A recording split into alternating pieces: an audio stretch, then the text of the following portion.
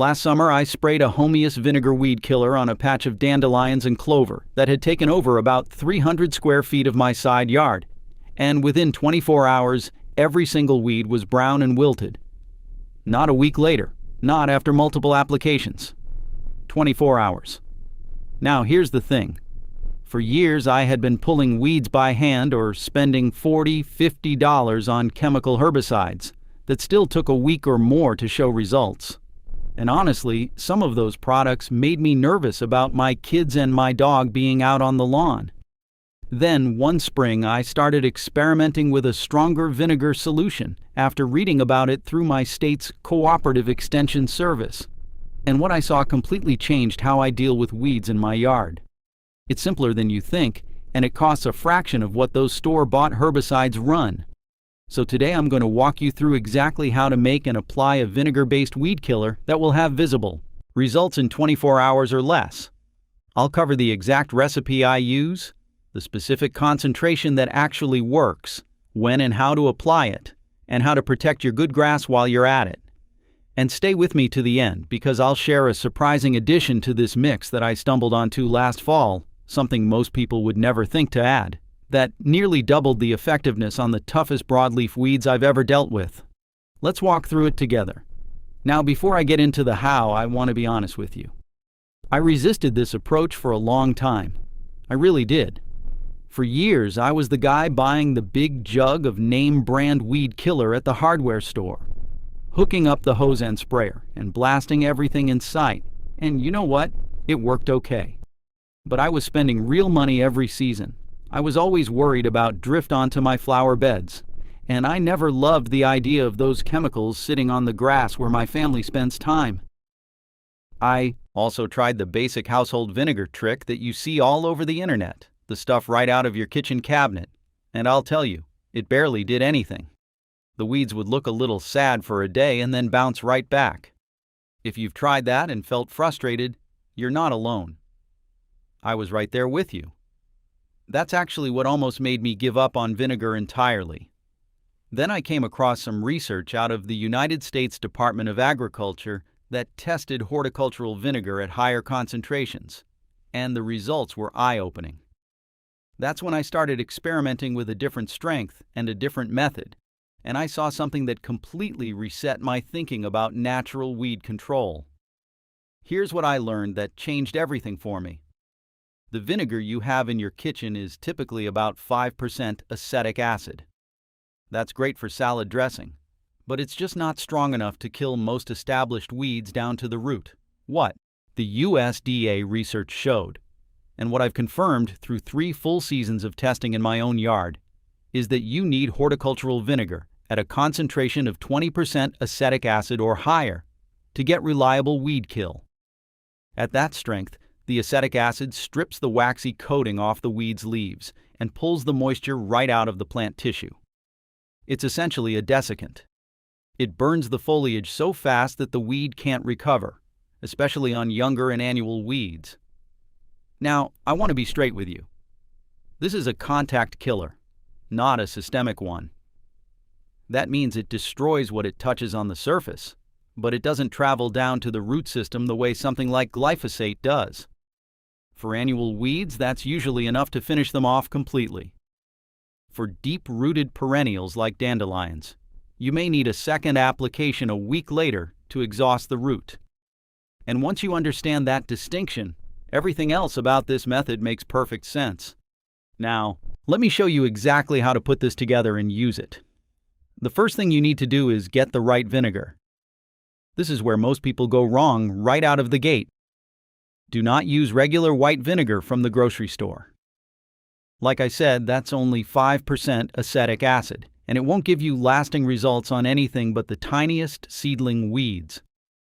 What you want is horticultural vinegar, also sometimes labeled as industrial vinegar, at 20% or 30% acetic acid concentration.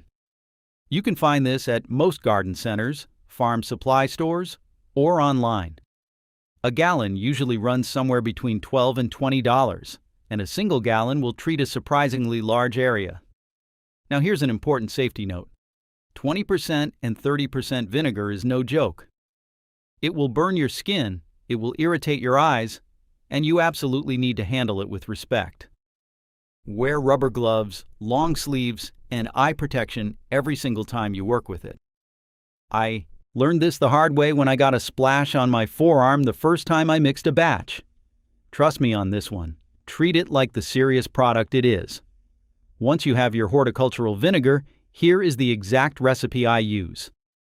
For 1 gallon of weed-killing solution, I combine 1 gallon of 20% horticultural vinegar with 1 tablespoon of regular liquid dish soap. That's it. The dish soap acts as a surfactant, which just means it helps the vinegar stick to the waxy surface of the weed leaves instead of beating up and rolling off. Without the soap, a lot of the vinegar just slides right off and you lose effectiveness. I use whatever basic dish soap I have under the kitchen sink. Nothing fancy, nothing antibacterial, just plain liquid dish soap. 1 tablespoon per gallon. Mix it gently in a dedicated pump sprayer. And I do mean dedicated. Label that sprayer and don't use it for anything else because the residual vinegar can damage plants you actually want to keep. Now that your solution is mixed, this next part is where the real results happen. And it's all about when you spray. Timing makes an enormous difference with this method. The conventional approach most people take is to just spray whenever they notice weeds, maybe on a Saturday morning before it rains, or whenever they get around to it. What I've found through trial and error is that you want to spray on a day when it's sunny, dry, and at least 70 degrees Fahrenheit. Ideally, you want a forecast showing no rain for at least 24 hours after application. The sun and heat work together with the acetic acid to accelerate the desiccation process. I've tested this side by side. Same weeds, same solution, 1 patch sprayed on a cloudy 60-degree day, and another patch sprayed on a sunny 75-degree day.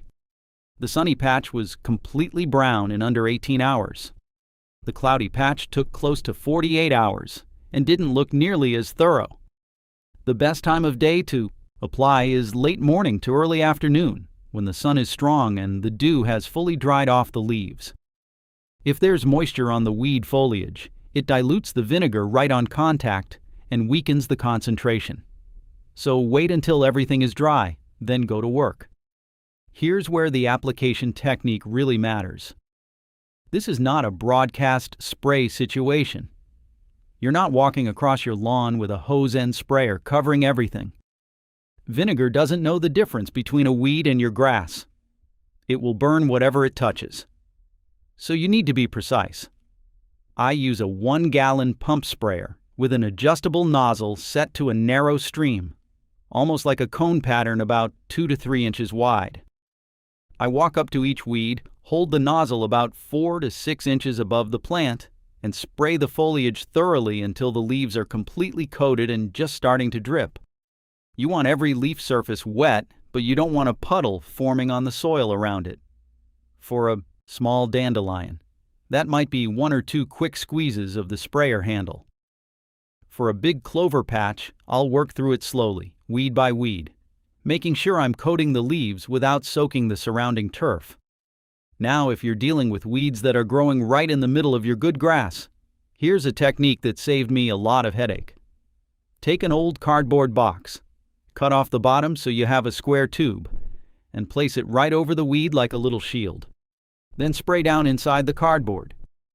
The cardboard blocks the overspray from hitting your grass, and the weed gets a full concentrated dose. I keep 3 or 4 of these cardboard shields in my garage during weed season. It takes an extra few seconds per weed, but it's worth it to protect the turf around it. Now, what I just showed you is going to handle the majority of your weed problems. And this is actually a perfect time to mention something. What I'm showing you today is just one piece of a much bigger system I put together for dealing with weeds all season long.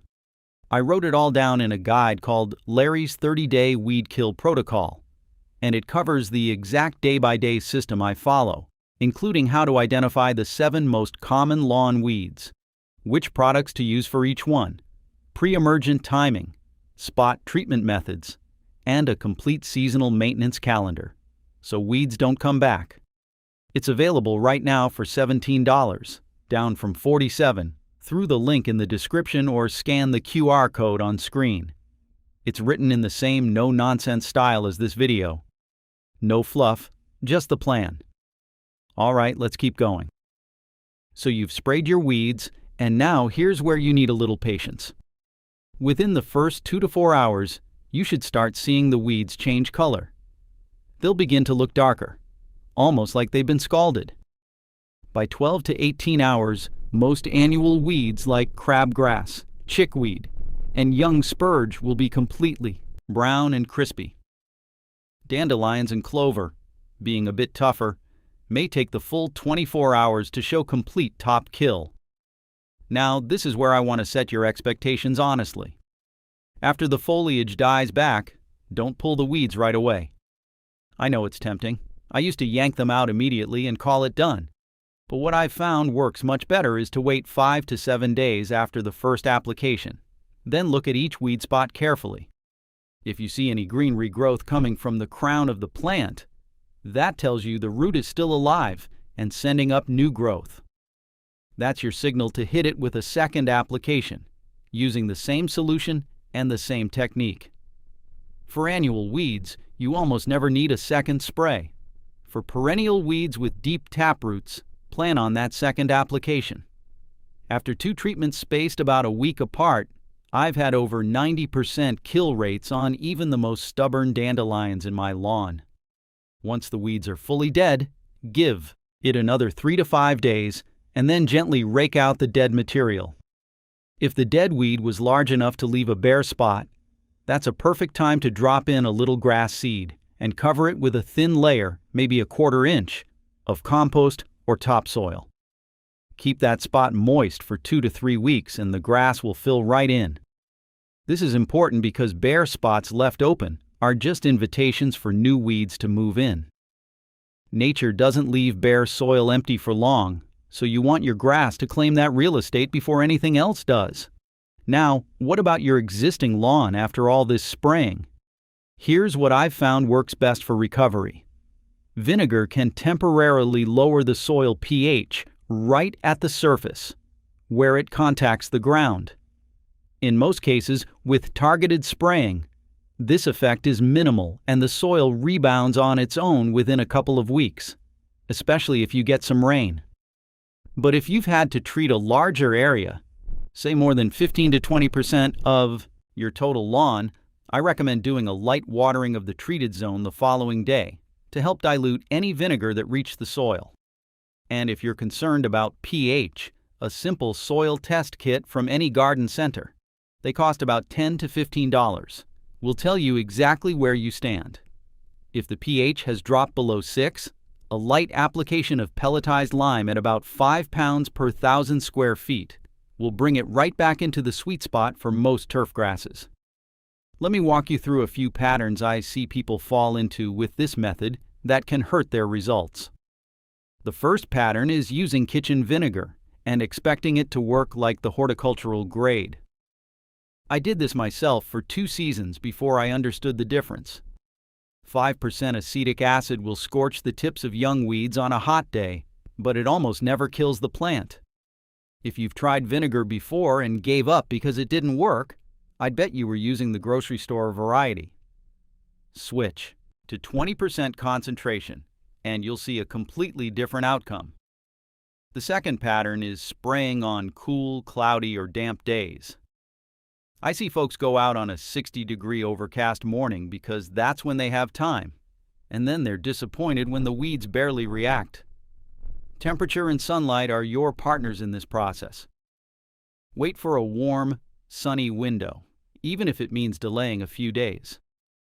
The difference in results is dramatic. The third pattern is treating this like a broadcast herbicide and spraying too wide. Because vinegar is non-selective, meaning it damages any plant tissue it contacts, spraying carelessly will burn your good grass right along with the weeds. Precision is everything here. Take your time, use a narrow nozzle, use the cardboard shield technique I mentioned, and think of it as a surgical operation, not a carpet bombing. The fourth pattern, and this one is easy to fall into, is skipping the follow-up seeding on bare spots. You kill the weeds, you feel great, and then you walk away.